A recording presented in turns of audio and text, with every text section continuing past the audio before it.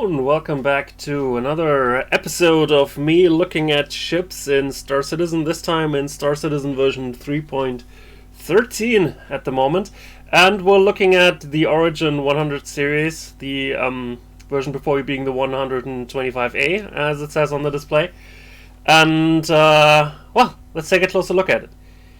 Anyway, this ship, or the entire 100 series, is classified as a starter ship, which means it's one of the cheapest ships, but not one of the cheapest ships that you get with like a beginner package. But it doesn't cost much more than that. Also, CIG, in their infinite wisdom, has kind of had a very loose definition of what is a starter ship that somehow includes ships like the Nomad or the Avenger at sometimes, or even the 300 series as starter ships. So for this video I'm only going to consider three series of ships true starter ships, which is the Aurora, the Mustang, and the 100 series. And I'm mostly going to make comparisons between these three in order to figure out what kind of what's the best starter ship for you. If you decide to like, oh, there was a nice free fly event recently and I would like to try out this game a little bit more, which ship should I start with? Because like I think starter ships should give you a pretty decent overview of what's possible in Star Citizen, and that you can do at least some proficiencies in Star Citizen with them without feeling like you're punished at every turn. So that's kind of my definition for starter ship. CIG might have a slightly different one, but anyway. The 100 series is kind of a little bit of a surprise because it was not originally envisioned, I think. And the original Origin starter ship was supposed to be the 300 series, but that has some years ago become slightly bigger than it originally was intended to. So they came up with the 100 series. From the outside, it definitely looks like an Origin ship, even without the logo all the way in the back here. It has these long, unbroken sweeping lines that Origin is well known for. So, and it also kind of, it's kind of like similar to what the 300 series initially was thought to be, except it doesn't have this big, huge bulk here at the top that it originally had. And I appreciate it for that design aesthetic very much. Let's also take a closer look inside. It has this access panel that opens a very small ramp. When it's landed, it's not that far off the ground, and it just has this very minuscule amount of stairs that you can just go through. Is there a prompt here? No, I can close the door. Okay. Well, as you can see, no problems. The door also closes from a panel inside. What I kind of find a bit weird about this, about the interior of the ship, is that it doesn't really very much look like Origin. Aside from the very basic things like, again, it has long sweeping lines and stuff. It's not very well lit, I think, which is a bit of a strange choice. And also the whole thing is very minimalist. Like, it has only this very small sort of fold-out bed here. These panels, I'm not sure what those are supposed to do. They're not working at the moment, at least. And then you have two panels here that give you access to the ship's systems in case you need to repair them, I guess. And also another panel that gives you access to this little crawl space here that you can actually crawl into, and if you want, hide in and shoot an unsuspecting boarder. Not sure if you can close it from the inside. I guess you could. I'm not gonna do it though. It's funny. This crawl space. I think it's also pretty useful because you can use it to kind of like store mission boxes and stuff, which very neatly fit in here. And you can kind of store them starting from here and put them in there and then close them so you don't have to look at them all the time. And they're safely stored away. So that's pretty neat. But aside from that, I think it's vastly inferior to like what the 300 series offers. What is pretty decent though is the cockpit. The cockpit has a very magnificent view, I think. Only has this like very small spout that's going through contact. Really? Oh, whoa! What the frick? I think we should get out of here. I didn't order Hammerhead. And Arlington, yeah, someone's doing the Arlington mission. Okay. Anyway, what I wanted to say is the view is very unobstructed, only has this like very minimalist sprouts on the left and right. Here, whoops, not that button. Here and here, but you can look all the way around, and if you're using like eye trackers, I think it's very nice because you can look up. You can't look down because your feet are in the way, obviously, but aside from that, it's pretty decent in that regard. Anyway, so it's a starter ship. So what can you do with it, or can you do something with it? Let me give you my thoughts on why I originally bought this ship in the verse for inverse money, which was like, you know, I was reminiscing of the good old times when the M50 was a valid choice for like doing combat in Arena Commander, which, you know, has been some years ago at this point. And so I took a look at the specs of this ship and figured, you know, it's pretty small. It looks pretty nifty. It also is. It's also pretty. It also has a pretty decent top speed. If we just accelerate here, has a top speed of about 1,100 something. Did you? No, you didn't just recognize me. I think it recognized whoever has the mission. Just, you know, just in case. I think we're still too far away for that. But as you can see here, the acceleration is pretty great, and the top speed at 1,100 and almost 50 is pretty good. So I figured, you know, it could be like a small interceptor fighter craft that doesn't have much shield power, because as we'll see later when we go to the loadouts, it only has one shield generator, which it kind of shares with the Arrow, but the Arrow could get around with it because the Arrow is highly maneuverable. This looks to be about the same size as the Arrow, and if it has the same maneuverability as the Arrow, then you might have, you know, some Origin-looking small combat vessel that you could use that has slightly less weapons than the Arrow, because this craft only has 2 size 3 mounts and not up to 3 size 3 that the Arrow has. But you know, if you look good while fighting, I think it's a valid it's a valid sacrifice. That was my original idea. But as you saw when we were decelerating, the acceleration of the ship is pretty great, but the inverse thrusters are not particularly good. Also, the maneuvering thrusters are also not quite up to par. But let's take this into combat anyway and see how it behaves there. Let's just do an MRT though. No need to be crazy here. So let's head over to Magda. What the hell's in the way? There's a planet in the way, of course. No. Let's go there then.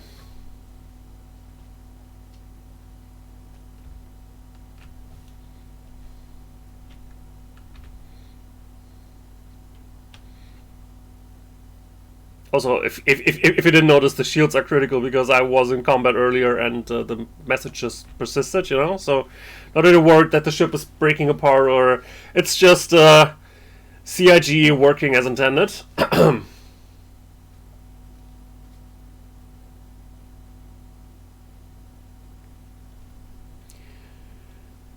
Anyway, yeah,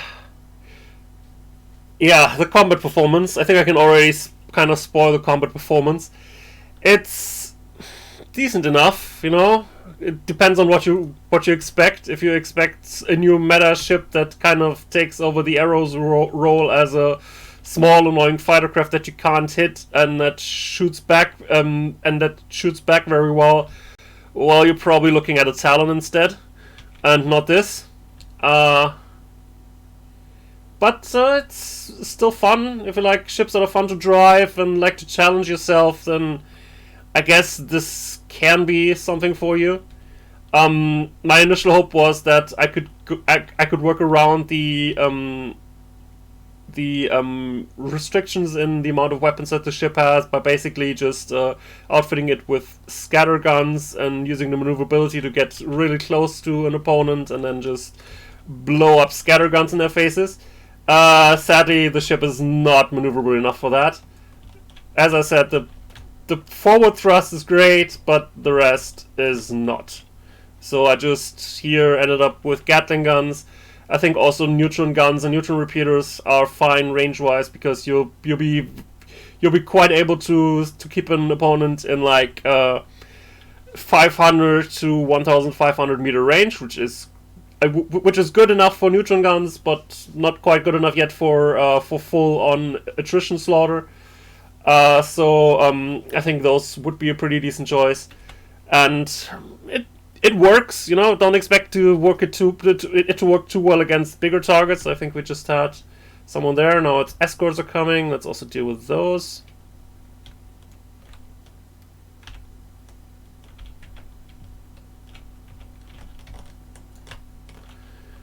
And another one. Yes, another one. An Eclipse. Okay, an interesting escort.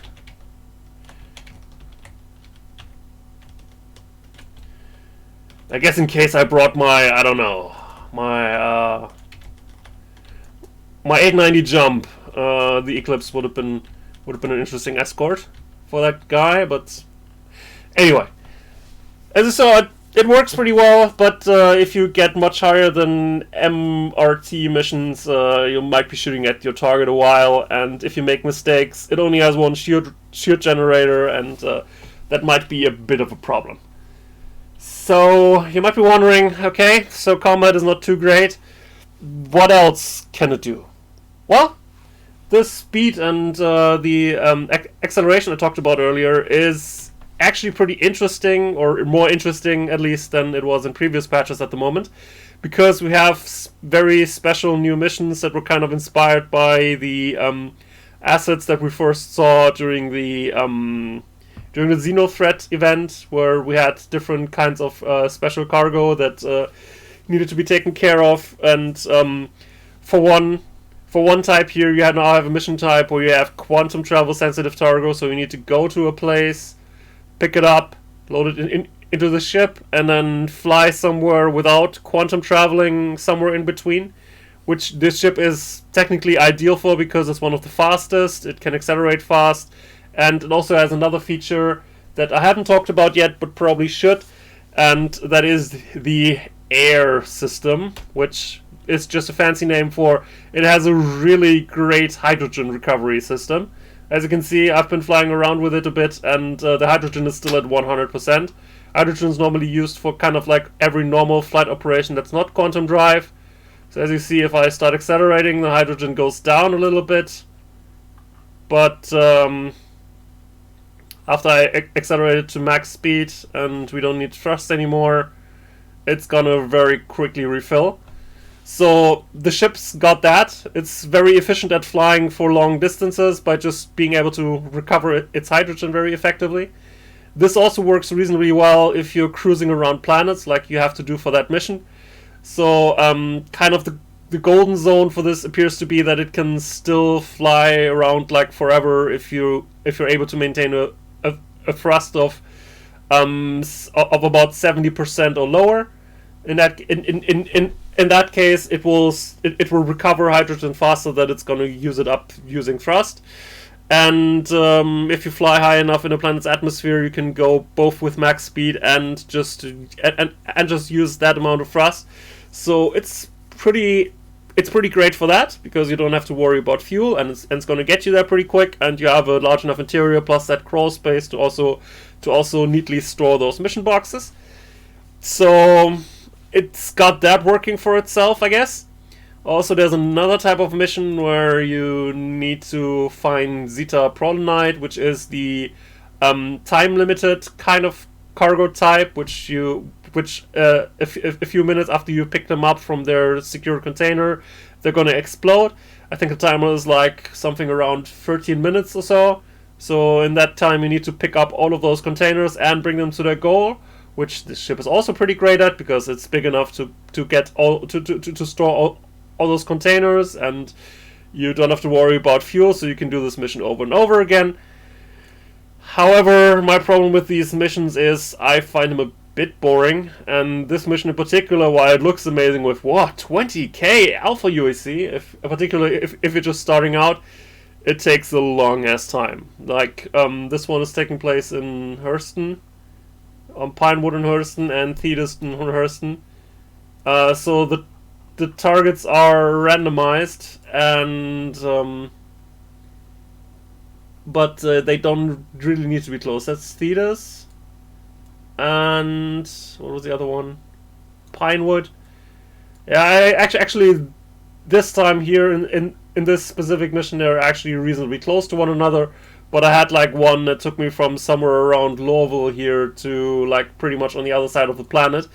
And traveling all that in the atmosphere takes a long ass time. Like I think it took like 40 minutes to do that mission. I guess this one, because the targets line up better, you could probably do in like somewhere around 20 minutes. But still, it's basically most of the time is just spent flying in a straight line, keeping your ship at a specific elevation so that you can just fly without any worries. And I find that to be a bit boring. The mission with the time-sensitive cargo, I guess, is a bit more exciting, because if you mess up or if, I don't know, you get distracted, everything might just blow up in your face. But still, I think that mission is also going to take you like 20 minutes, because the wreck that you'll have to go and retrieve the cargo from is also not quantum travelable. So this ship is better than other ships at reaching that, so you at least be faster. But what the frick? I didn't order any more enemies.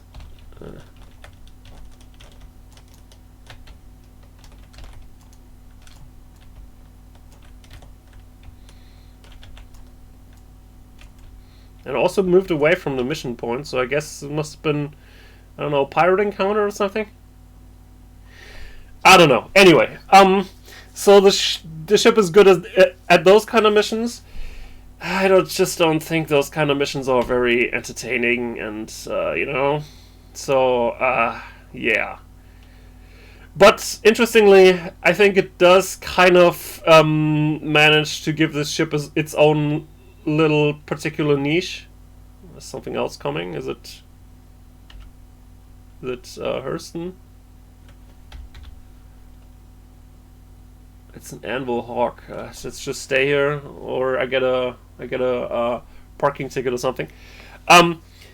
So kind of the ship fills a very interesting niche in terms of starter ships, I'd say, because the Aurora is kind of the jack of all trades kind of starter ship. You can do pretty much anything with it. It has enough weapons and missiles that you could possibly do easy combat missions with it, but it's not particularly great, and the handling kind of sucks, so it's gonna be a little bit frustrating probably in the long term, particularly if you're new with the game.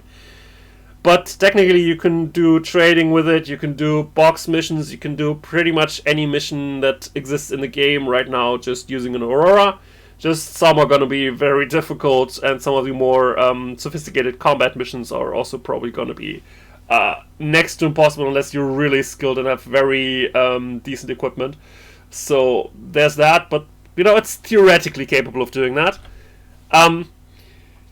The Mustang, however, kind of sacrifices this generalized behavior and kind of focuses in more on the combat aspect, where even though the equipment that you start out with is not particularly great, it has quite a lot of upgrade potential, because it has 2 shield slots, it's pretty maneuverable, and it has enough firepower that it's not too far off from the dedicated combat fighters.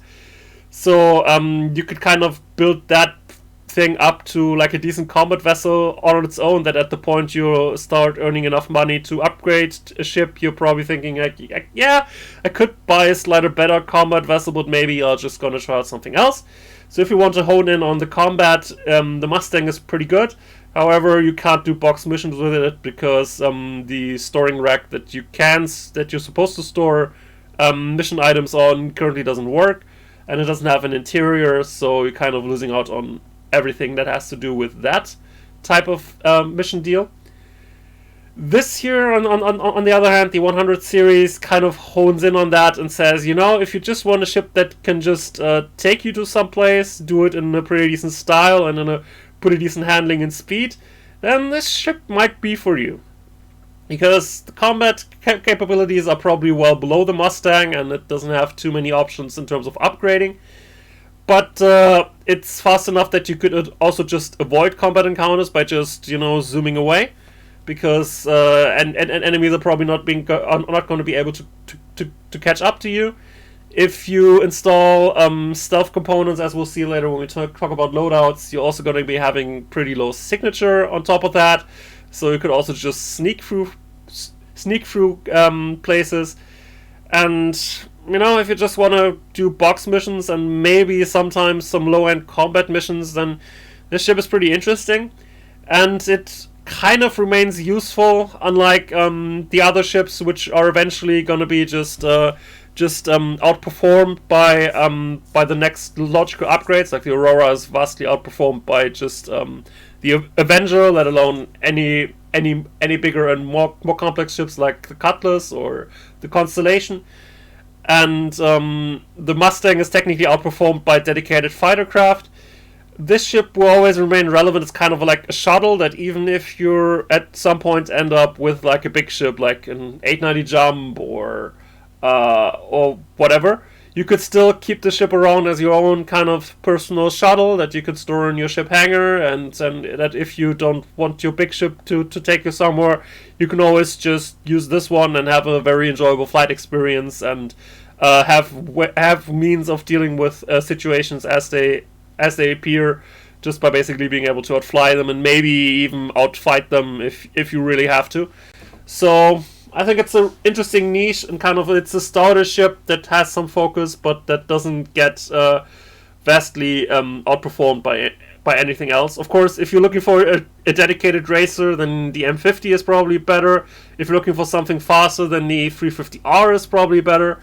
But it's decent enough as your own personal like courier ship or shuttle, and it's small enough that it fits in all the small hangars, which some other ships might have difficulties with. Anyway, let's also quickly talk about loadouts after I've been rambling for quite some time already. Let's go over to Urkul. Basically, 3 variants of the ship exist. The basic one is the 100i, which is classified as starter Pathfinder, but Pathfinder is kind of like a very not very well defined term.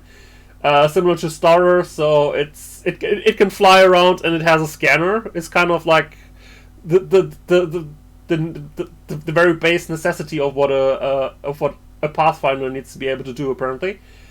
As you can see, the weapons are not particularly great. It comes with 2 size 2 gimbal laser cannons by default, which are not particularly great, and I'd say the ship is maneuverable enough that you can work with fixed. And as I said, if you want to go for the best DPS, I think the neutral repeaters would be your best choice. If you really want to challenge yourself, you could also use overclocked attritions and try to get really close, but I didn't have much fun doing that in that ship because of the maneuverability issues that it has. But neutral repeaters are great enough, or you can just go for ballistic gatlings. Like I had the Tiger Strike, but the Mantis basically do pretty much the same thing, and you'll be looking at a pretty decent combat performance that you saw earlier. Also, it just has 1 shield, as I mentioned. I'd say while you could go for the full high signature best shield size pool military shields, you do gain quite a bit of EM signature doing that, and I instead go for stealth, because it's maneuverable enough that if you focus on it, you can just avoid shots. Also, just accelerating forward just is a pretty decent tactic just against AI. And then the stealth shields stealth shield very quickly, due to its low damage regen delay and high regen, will just get you back up to 100%, and you can focus on going on the offense again, and so on. Rinse and repeat until the opponent is dead. If you want to go for the whole full stealth loadout, you also probably want to change the power plant.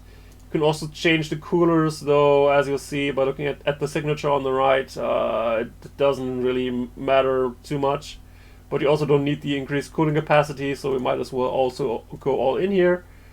And the most significant upgrade, I think, is upgrading the quantum drive to the Atlas, because the Atlas is pretty neat in terms of conserving fuel.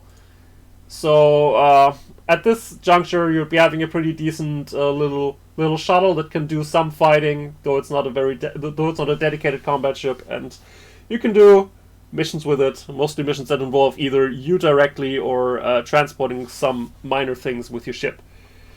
The other variants of the 100 series is, for one, the one you had seen here, which is the 125A. The main gimmick of the 125A is it has another missile launcher hard mounted into the ship that has 4 more size 2 missiles. As far as I can tell, it does have no downgrade. It doesn't have a downside compared to the 100i. It's both the maneuverability characteristics are not worse. It even has higher afterburner speed for some reason, and higher normal SCM speed. So really, it just appears to be like a straight upgrade to the 100 series. To the 100i, not the 100 series. And you can basically do with the same loadout I just talked about earlier. It has it has the exact same slots, just has another missile launcher, but supposedly also has the same cargo grid of 2 SCUs, which is not really that relevant, I think. I think the 135C has more cargo. I think it has 4 or maybe even 6 SCU. Aircruise just doesn't show it for some reason. I don't know why. But again, it doesn't have the missile launcher. If you want to do some more trading alongside with carrying boxes, then I guess it might also be an interesting choice to you. I was just looking for a combat-focused ship, and because of that, I went with the 125A. All right, that's it for the 100 series. Let me know what you think about this ship and what you thought about the video, and I'll see you next time. Have a good one.